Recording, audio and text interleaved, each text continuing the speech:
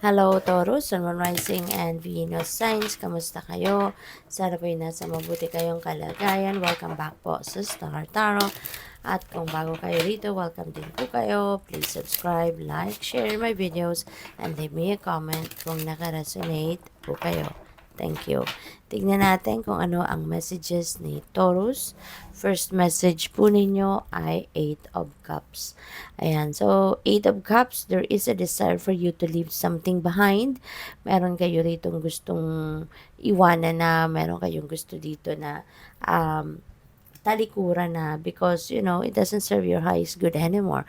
Kasi kung meron pa kayong pakinabang dito or natutuwa pa kayo or masaya pa kayo sa bagay na to, for sure, hindi ninyo iiwanan, hindi ba? Pero the fact na gusto na ninyong iwanan ito, hindi na kayo komportable dito. Hindi na ito yung gusto mo. Hindi na ito yung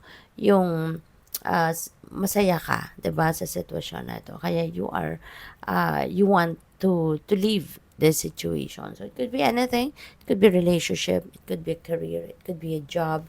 Pwede rin na ano yan, pwedeng trabaho yan, 'di ba? Yung ganon. Kaya good luck sa iyo, no? What else? We have Ten of Pentacles, which is really beautiful. Kasi Ten of Pentacles is about wealth. This is about wealth. This is about money coming your way. This is about establishing your financial future, establishing your financial security and stability for the long term, no? So ito yung mga pagkakaabalahan ninyo, ito yung mga i-make sure ninyo sa ngayon. Maybe you're going to start building your financial future sa ngayon, no? Makaya ng pagsisikapan mo, makaya ng yan ang pagkakaabalahan ninyo, 'di ba? You're going to focus on your financial security and stability for the long term para masiguro mo, no, na kahit kailan mo kailangan ng pera, kahit kailan kailangan ng pamilya mo ng pera, meron kang mahuhugot, no? So, what else? We have 5 of Swords. Ayan. So, meron ditong conflict, pwedeng conflict ito with another person, no? Or a group of people. Maaring nagkaroon kayo dito or magkakaroon pa lang kayo ng argumento with other people. May tension between you and another people or another person. Pwedeng related ito sa work, pwedeng related ito sa family, baka meron ditong argumento, meron kayong mga hindi pagkakaintindihan with another family member, 'di ba? Maaaring related 'yan sa pera. Baka meron kayong ibang priorities tapos yung person niyo or other members of the family has different priorities, 'di ba? Na paglalagyan ng pera. So maaaring ganon ang dito, ang sitwasyon, no, ng iba sa inyo. So baka it is related to this. Gusto mong mag-save, gusto mong mag-build ng inyong financial future, pero baka merong ibang gusto, ang person mo, or yung iba mong mga kapamilya. Kaya baka yun ang hindi ninyo na pagkakaintindihan or mapagkakaintindihan, no? So, tignan natin kung ano pa ang ganap. We have work smart. Ayan. So, are you making it harder than it has to be? Sometimes, the solutions are simple.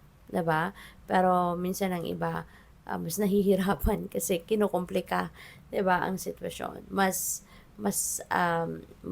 siguro mataas yung standards kaya instead na doon lang kayo sa basics, talagang mas lalong nako-complicate yung situation, no? So pwedeng ganun ang ganap dito. So tignan natin kung ano pa ang ganap. Activation, you are reactivating your soul purpose and receiving gifts. Awaken your soul and tap into your ancestral memory and inner wisdom. Okay? Focusing too much on the material world instead of the spiritual world. Ayan. So, siguro yun ang ganap ng iba. So instead na mag-focus kayo sa sarili ninyo, sa spiritual life din ninyo kasi matagal na ninyo itong hindi napapansin, hindi ninyo nabibigyan ng atensyon. Baka may realization ang iba sa inyo na for now, no, baka magkaroon kayo ng shift of energy and mabigyan din ninyo ng panahon yung spiritual life ninyo. But ang iba sa inyo rito, no, maybe you are going to be realizing that meron kayong mga spiritual gifts, maaaring meron kayong mga nare-receive na mga guidance, no, from the divine. Maaaring meron kayong mga nakikita na mga signs, symbols, and synchronicities na maaaring yan ang mapupukaw sa ninyo, pupukaw sa isip ninyo at sa damdamin ninyo na yes, again, nagpaparamdam ang divine universe sa inyo through your intuitive mind, 'di ba? So, 'yon. So, what else? We have transporter for some of you. Taurus, baka ang iba sa inyo, baka nagninegosyo kayo, no? At nasa transport industry kayo.